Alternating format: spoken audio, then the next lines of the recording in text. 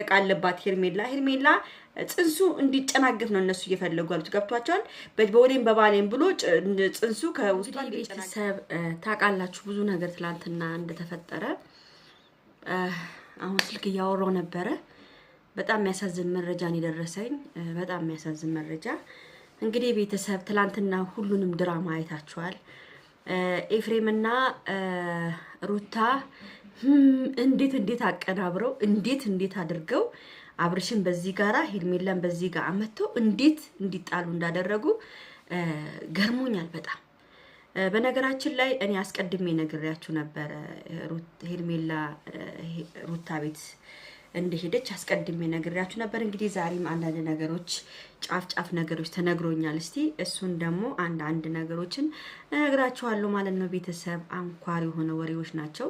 ለማንኛውም ቤተሰብ የኔ ፍቅሮች የኔ ማሮች የግሬስ ፋሚሊዎች እባካችሁን 50,000 እንግባ። ላይክ አርጉ፣ ሼር አርጉ፣ ሰብስክራይብ አርጉ። ላልደረሰ አድርሱ በእናታችሁ። ተው ጸሎቴ እንዲደርስላችሁ ተው። ማርያም ጸሎቴ ይደርሳል። እኔ መጸልየው ጸሎት የሚደርስ ጸሎት ነው። እግዚአብሔር ያውቃል። እንግዲህ ቤተሰብ በጣም እኔ እውነት እግዚአብሔርን ልቤ በጣም ነው የተሰበረው በሄርሜላ የተነሳ። አብርሃም ያው በልጁ አማካኝነት አድርገው ነው እየጠሩት ያሉ። ግን አብርሃም በተጠራበት መሀል ቦታ ዝም ብሎ ሱክ እያለ እየሮጠ መሄድ የለበትም። ሄርሜላ አሁን ያለችበትን ደረጃ ብነግራችሁ በጣም ነው የምታሳዝነው።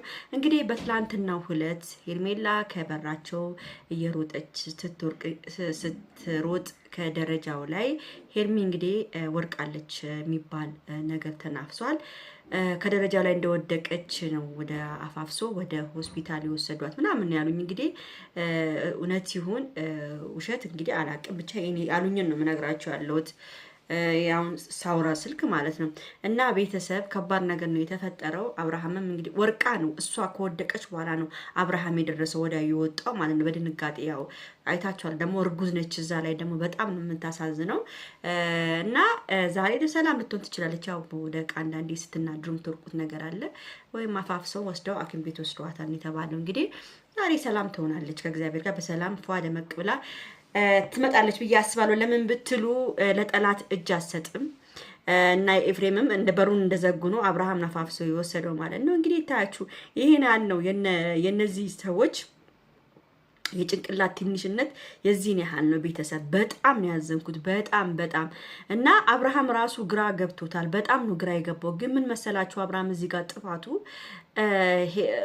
ሄርሜላ ለሱ ብላ ነው ብዙ ነገሮችን እየጠበቀችው ያለችው ከመጥፎ ሰዎች ከምናምን ሰምታችኋል ስናገር የነበረው። ግን አብርሃም ይሄን እያሰበ አይደለም። አብርሃም ይሄን እያስተዋለ አይደለም። ኤፍሬምና ሩታ አብርሃም ላይ ሙድ እየያዙበት ያሉት የጭንቅላት ጨዋታ ነው እየተጫወቱበት ያሉት። ገብቷችኋል? ምን እንደሆነ ታውቃላችሁ? አብርሃም ወደ ሩታ ሲመለስ በቃ የጭንቅላት ጨዋታ ገብቷችኋል? እሷ ለመበቀል እኮ ነው አፍቅራ ወይ እንዲመለስላት ወይ ምናምን አይደለም። በቃ እሷ ከተመለሰላት በኋላ የጭንቅላት ጨዋታ ይሄ እኔ እንደዚህ ነኝ አንተን የመመለስ ኃይል እንዳለኝ እንድታቅ ነው። በቃ እንዲያውቁ ነው። እና ደግሞ ለሄርሜላ የገባችላት ቃል አለ። ምንድነው የገባችላት ቃል? እኔ በዚህ ወር ውስጥ አብርሃምን ካልመለስኩኝ እንደ ሴት አትይኝ ብላ ሩታ ቃል ገብታለች። እንግዲህ በባሌም ማርጋ አብርሃምን መልሳ ቤቷ ከዛ በለስኩት ምናምን በቃ አንቺ ማንሽ? አብርሃም እኮ በግ አይደለም። አንዴ የሚመለስ አንዴ የሚመጣ አንዴ የሚወጣ በግ አይደለም። የራሱን ህይወት የያዘ ሰው ነው። እና አንተ ደግሞ አብርሃም ደግሞ እንደ በግ ሲጠሩቅ አቤት እያልክ እንደ በግ እያልክ አትገኝ። በቃ ራስን አስወድድ። እንደ አንተ ሚስት አለች ምን የመሰለች ልዕልት የሆነች ሚስት አለች። ከሷ ጋር የፈለግከው ማድረግ ትችላለህ። ልጅቷ ጎበዝ ነች። ቤቱ ሞቅ የምታረግ በሳቋ በደስታዋ የፊቷ ደስታ የፊቷ ሳቅ ቀውጢ የሚያደርግ ነው። ይሄን ያህል ሌላ ሰው ጋር የሚያስኬድ አይደለም። እና ሄርሜላ እግዚአብሔር ይማርሽ። አሁን መጠንቀቅ አለባት ሄርሜላ ጽንሱ እንዲጨናገፍ ነው እነሱ እየፈለጉ ያሉት። ገብቷቸዋል። በወዴም በባሌም ብሎ ጽንሱ ከውስጧ እንዲጨናገፍና በቃ ከዚህ በኋላ ጽንሱ ከተጨናገፈ በኋላ ምንም ነገር የለም። እንግዲህ አላቅም አሁን በወደቀችበት አወዳደቅ ሌላ ነገር ሊፈጠር ይችላል። አላቅም ቤተሰብ እና እነሱ እንዲጨናገፍ ነው ይሄ ሁሉ በድንጋጤ እሷ የሆነ ነገር እንድትሆን በቃ እንደዚህ ሆኖ ልጁ እንዲወርድ ምናምን ነው በቃ ሐሳባቸው እነሱ ማለት ነው። ግን አይሳካላቸውም መቼም ማለት ነው። ኤፍሬም የሚባልማ አውሬ አይሳካለትም መቼም። በጣም ነው የሚደብረው ሰው ለወንድሙ። እኔ ለወንድሜ ቆምለታለሁ እንጂ ወንድሜ እንዲሰቃይ ወንድሜ ጥሩ እንቅልፍ እንዳይተኛ ምን አይነት ነገር ነው ይሄ? ይሄ ምን አይነት ነገር ነው ቤተሰብ? ምን አይነት ዘመን ውስጥ ነው ያለ ነው? ወንድም ለወንድሙ ማይተኛበት ዘመን። ወንድሙ ቢጋጭ ሰውን ቶሎና ምናምን ብላችሁ አብርሃም ተጋጭቶስ ቢሆን አሁን ሄርሜላን ሐኪም ቤት ወሰዳ ምናምን ተብሏል። እንግዲህ አብርሃምስ ቢጋጭ ምን ይታወቃል? ይሄ ልጅ መኪና ይነዳል አይደለ? አሁን ሄርሜላን እያንከበገበ ሲወስድ ይሆን ነገር ቢጋጥሙሳ አይጸጽትህም? አንቺ ሩታ አይጸጽትሽም?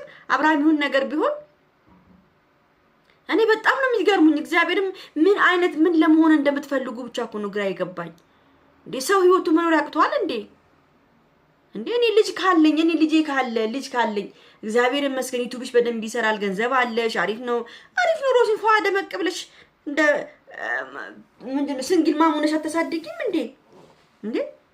ሲንግል ማም ሆነሽ እኮ ማሳደግ ነው። ሲንግል ማሞች እኮ በጣም ፏ ደመቅ ሸብረቅ ብሎ ነው ልጃቸውን እያሳደጉ ያሉት እንዴ። አንቺ መበቀልን ነው እኔ እንጃ አላቅም። ብቻ ሰው የልጁን አባት እንደዚህ ለመበቀል እኔ አላቅም። ብቻ ሌላ መንገድ ውስጥ እንዳገቡ ነው የምፈራው ካሁን በኋላ። እግዚአብሔርና አብርሃምን ባለፈው ተናግሯል። የሆነ ሌላ መንገድ ውስጥ እንዳንገባ ነው የምፈራው፣ እንዳንገዳደል ነው የምፈራው ብሏል። እግዚአብሔርን ባለፈው ማለት ነው። ለዛም ነው እሱ መታረቅን የመረጠው ማለት ነው። ስለዚህ ሄርሜላ በጣም ነው የምታሳዝነው። በጣም እግዚአብሔር እንግዲህ ጥሩ ነገር ያሰማን። በዕለተ ቀኑ እግዚአብሔር ጥሩ ነገር ያሰማን ነው የምለው። ቤተሰብ በጣም አዝኛለሁ። የሄርሜላ እንደዚህ መንገላታት እኔ የምፈራው ማርያምን በቃ የሩታ እጣ እንዳይገጥማት ነው ለሄርሜላ። በቃ ለምን ሩታም እንደዚህ ኝኝኝ እንዳለች ነው ልጁን እንትን የወለደችው። ስለዚህ ሄርሜላ እንደዚህ እድል እንዲገጥማት አልፈልግም። ሄርሜላ ጭቅጭቅ የምትወድ ልጅ አይደለችም። እውነቴን ነው የምናገረው። ጭቅጭቅ የምትወድ ልጅ አይደለችም። እና ለማንኛውም ቤተሰብ ወዳችኋለሁ፣ አከብራችኋለሁ። ይሄን ቪዲዮ ላይክ፣ ሼር፣ ሰብስክራይብ አድርጉ። አዝኛለሁ፣ ከልብ አዝኛለሁ እውነት።